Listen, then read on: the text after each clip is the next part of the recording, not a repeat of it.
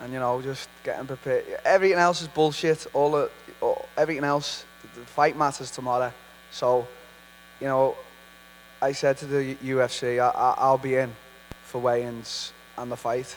I don't really care about anything else. I'm chilling. It's probably easier in some ways. You didn't have to mess with us all week. Yeah. Talk to us about the cut that you did have. I mean, how big did you ultimately get? And I mean, how much did you have to cut? And I mean, is this the right weight class for you? Yeah, I've misjudged it a little tiny bit this time because obviously you get ahead of yourself. So I know some guys in the past who've moved up and then still missed weight because you think, oh, now, you know, I've got how many ever kilos to gain. I didn't do that. I wanted to stay around what I would walk at welter, which was massive anyway. But fight week, I knew going in 6-7 kilos for me is perfect. With more energy levels, you know, for welterweight, it was 3-4 weeks out. I'm practically starving myself and walking around with no energy, no motivation to train. You know what I mean? So the only little bit of lack of energy I had was halfway through the weight cut last night. You know, I was like, oh, I could feel my energy gone because no calories. But this week I've been on fire. You know, I've had a training week, so this is a good weight. You know, and I'm happy with the cut, with everything. I'm happy with this week. I'm just so happy. I know you're not much for, you know, paying attention to excuses or anything, but I got to ask you, the weight cut for Kelvin, the weigh-in this morning, have you had a chance to review the tape, the photos, everything that's out there, and what do you think? Lay it to rest. Did the man put his elbow on Rafael Cordeiro or not? Obviously, I've seen it. Everyone's been sending me it, you know. Listen, if he did, if he didn't, it doesn't matter to me because my coach told me, you know, a long time ago, any man over 70 kilos should be able to defend himself against any man, especially in the octagon. So for me, I'm not looking into it yet. I've seen the video. Did he or didn't he? I couldn't give two fucks. I mean, it's a fight. If he was 5 or 10 pounds over, if he was actually on weight, it just doesn't change my world in any way. You know, I'm here for what's fair. I'm here for what's right. I'm here to take what's mine fairly. I'm here to earn what's mine fairly. I don't want no money. I don't want nothing. I just want to fucking fight. Nice. Last thing for me, Darren, I mean, listen, I know you've always said you just want to be known as the greatest fighter alive, and that means beating everybody, but there are no easy fights in the UFC, but there are certainly easier fights than this one. I mean, what is it about this fight? I think everybody thinks you're crazy for taking this and maybe not taking, quote unquote, you know, a warm-up fight. That's why they're not fighters, because they think I'm crazy. To me, it's the norm. You know, I've said, in my opinion, he's top 3 in middleweight. You look at the last fight he had with the now current champion Israel. I got in this to fight the best, and there was one little opportunity there to fight Kelvin, and you know, I'm taking that road. I'm not taking the high road to anywhere else. You know what I mean? I'm taking that road. I'm taking a big chance. You know, people, this could be, you know, a lot of people, 90% of the people are writing me off. This could be his 3rd loss. I've said it. I just don't really give a fuck. Darren, just down here. Obviously, Kelvin is a former welterweight as well, so how do you see yourself matching up with him in there, kind of both physically and stylistically? I think it's a bit new now for me, you know, being at middleweight. He's been here a while and he's obviously feeling the difference in moving up with these bigger guys. But, you know, if you look at me, you look at my posture, I'm a natural middleweight. I'm probably not the biggest right now. I don't want to be the biggest.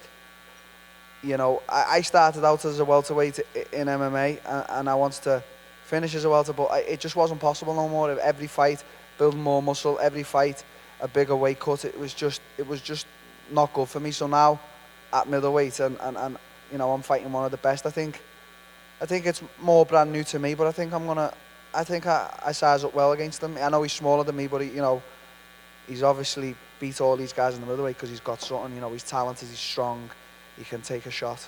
I think it's a good matchup. And you said previously that you didn't want to bulk up too much, you wanted to keep the speed. So how do you go about doing that? I just think don't get too ahead of yourself. Like, this weight cut was fine. I want the next one to be even better because I don't want to be like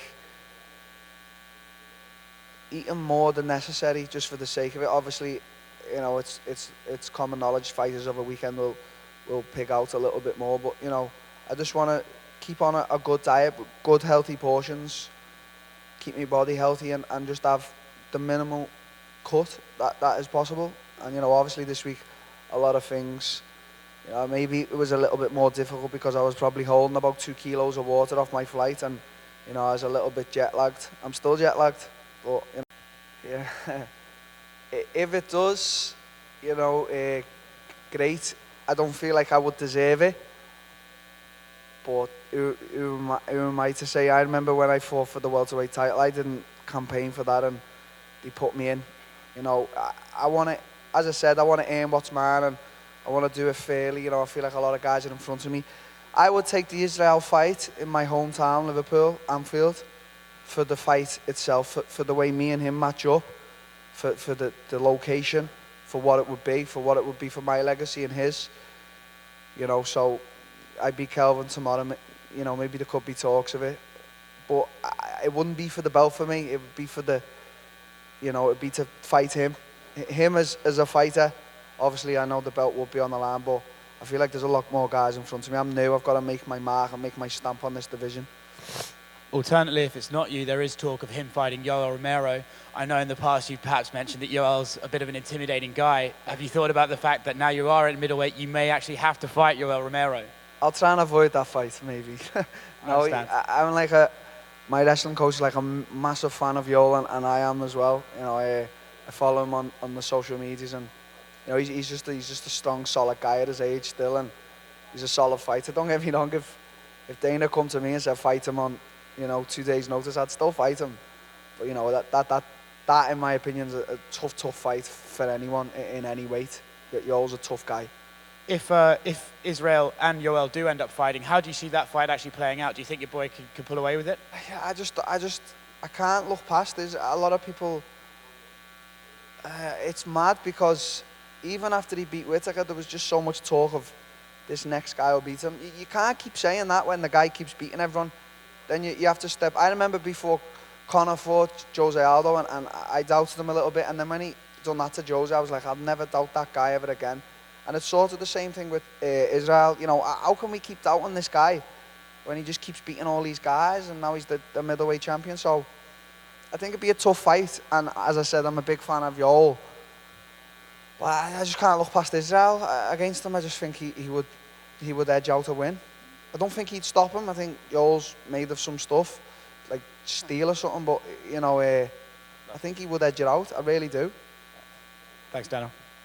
Darren, down to your right here. Yeah. You're right, man. A couple of weeks ago, you said that you weren't letting the magnitude of the occasion get to you and that you'd reflect on it in years to come. But now that you're here in the Big Apple, in the most famous arena in the world, is it getting to you a little bit? Are you taking it in a little bit? Yeah, I think it gets to everyone. I'm taking it in. It's surreal for me, you know. Not only am I fighting at MSG on probably one of the best cards of the year, I'm co-maining it, you know. So I've got to step back and chill, and that's what I mean. I'm just chilling and taking it in. I've got no pent up energy or anger.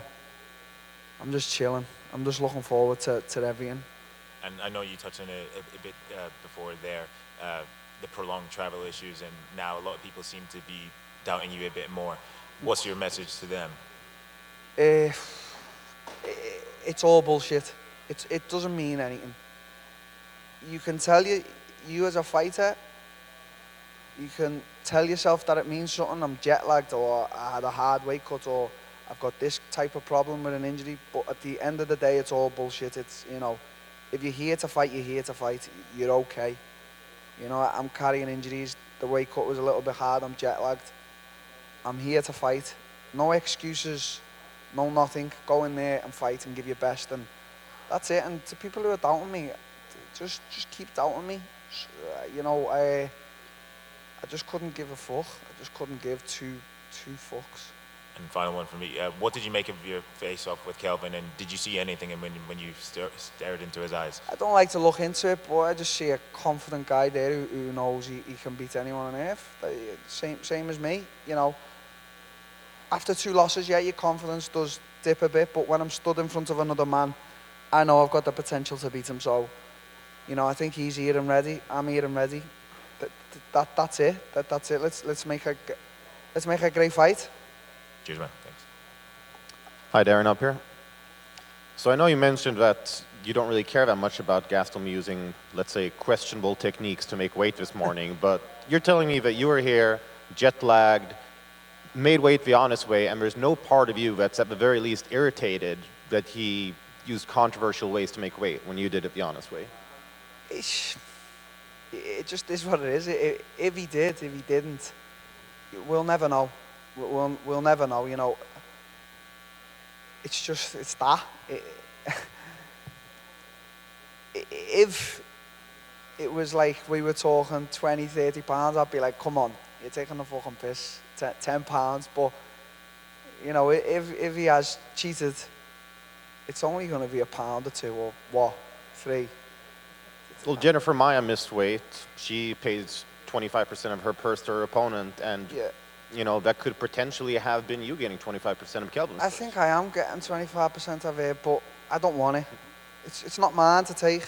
It's just give it to someone, give it back to him, whatever. It's as I've just said, I'm here for what's mine fairly. I want to earn what's mine fairly. I want to go home and look at my paycheck and know that I earned that fairly, even though the government take a fucking shitload of cash, which I don't think's right. But that's it.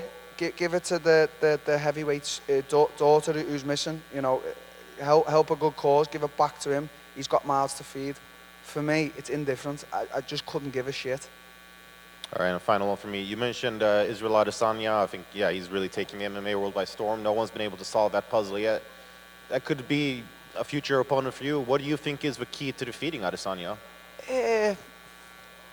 Truthfully, right now, I don't know. He's beating everyone, but, you know, you just got to go in there and stick to your game plan. I know I'm a talented individual.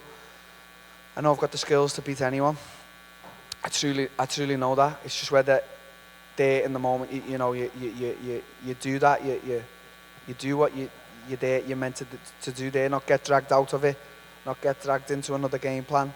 So, you know, I think there's things there to beat him, but right now, he's unbeaten. So it's like Floyd Mayweather said.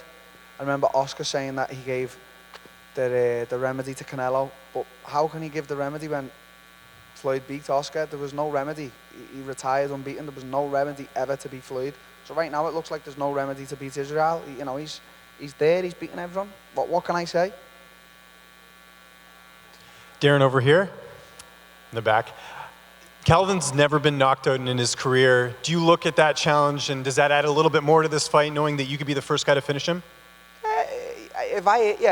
At welterweight or middleweight, I've got serious power in my hands. You know, people have seen that. You know, and he's been in a lot of wars. He's fucking Mexican, isn't he? You know, them Mexicans, you gotta watch out for them. You know, look at what Andy Ruiz did to Joshua. You know, they just love eating Snickers and fucking punching people in the face. So, you know, I think he's a tough guy to knock out, but I think I've got the tools. You know, I carry serious power at welter and at middle. I'm sure my power will be more now at middle, so we'll see. I think it's possible, definitely possible. Does the strategy change at all just because he is so durable? I think you just have, you know, he's tough and he's fit. So you have to know going in there, whether it be 3 or 5 rounds, you've got to be fit for the 5 and the 3, and you've got to know that he's going to take a lot of hits. He keeps coming, you know, keeps coming. He'll try and impose his will. So you just got to be headstrong with that, impose your will, be fit. That's important, and you know, one will be winner. You talked about Israel Adesanya. What was your reaction to him beating Robert Whittaker when you watched that fight? Just didn't expect it. I just thought that because of what I seen from Robert fighting Yoel twice, I thought, you know, Israel can possibly win this, but it's going to be tough with Whittaker, the way the role he's on, and then he does die. That's what I mean. Like, right now where it stands, there is no remedy to beat Israel. So why is everyone doubting? Why does everyone keep saying the next guy? Until he gets beat, let the guy just fly. Let him fly. You know what I mean? It's people are so quick to forget things. You know, I'm coming off 2 losses, but what about before that when I was just destroying everyone in front of me? You know, in and out the UFC. And now I see sometimes people say, you know, why is Till in the UFC? That doesn't make no sense because I'm coming off 2 losses. It's just people are so easy to like jump on something and criticize and say stuff. And last one for me, you're wearing the Knicks jersey. Are you a basketball fan at all? I've watched the bare minimum. You know, I know I'll probably get I like the honesty. a few haters for saying that, but you know, I know LeBron James, that's it. But I got a present off MSG. It's got my name on the back, so you know, it's a nice gift that I'll get put in a frame in my house, and I'll remember all this. So I appreciate that from the garden. Hey Darren, right here. Yesterday at Media Day, Kelvin told me that he heard in between camps that you got a little big. With the late week and the whole situation, do you believe the way the whole weigh-ins played out today that it actually benefited you and worked to your advantage when in turn the whole talk was about weight cutting and you coming off the plane before? Yeah, you know, it's like Chinese whispers rumours, isn't it? It's just you can't do nothing about it. It's like someone's opinion of yourself. You shouldn't get wound up over it because there's nothing you can do to change their opinion. So don't stress over it. So it's, you know, it actually worked in my favour. This week, as I said, I was just chilling. I didn't have to do anything. No one was waking me up. I was waking up when I wanted, training when I wanted, going to bed when I wanted, and just enjoying life. So, as I said, I think the only problem, if there was going to be a problem, would be maybe the energy levels in the water retaining coming off the flight, which the doctor looked at me and he was like, he could tell I was holding a lot of water. And at that time I'd cut my water off and he was telling me to drink, you know, to push the salts out and that, but, you know, I just got on with it. The last kilo it was a little bit of a struggle. Like when I say struggle, it was like, oh, I have to do extra 10 minutes in the sweats. That.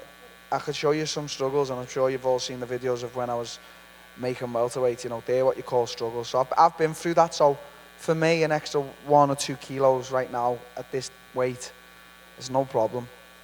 I know the fight week didn't go as planned, but now that you have made the weight cut at middleweight... It did go planned, as I planned it. Do you believe that middleweight is going to be your permanent home? I hope so. You know, I feel healthy. I matured a little bit as a human being and as a fighter, you know, instead of absolutely trying to kill myself and my health to get to a weight that it was just not possible anymore. You know, now I've come up, and if I can just be a little bit more clever, not bulk up too big and just stay at a nice weight where it's a few kilos cut, you know, you've still got energy the day before weigh-ins and stuff like that, and that's the way I'm going, that's the road I'm going. Darren over here.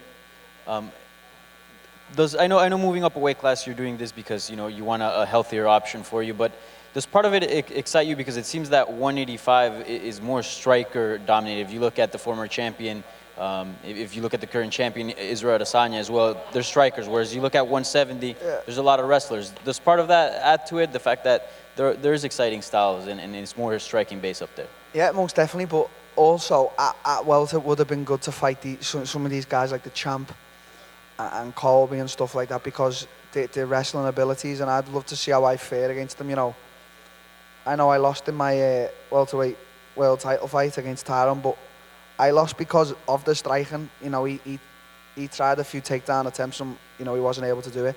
And I think he's a little bit of a different wrestler from them 2 guys I've just mentioned, but that excites me as well, because putting to the test who the true martial artist is.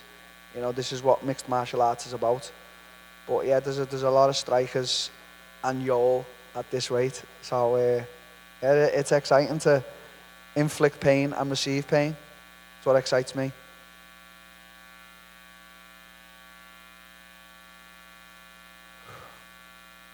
Done.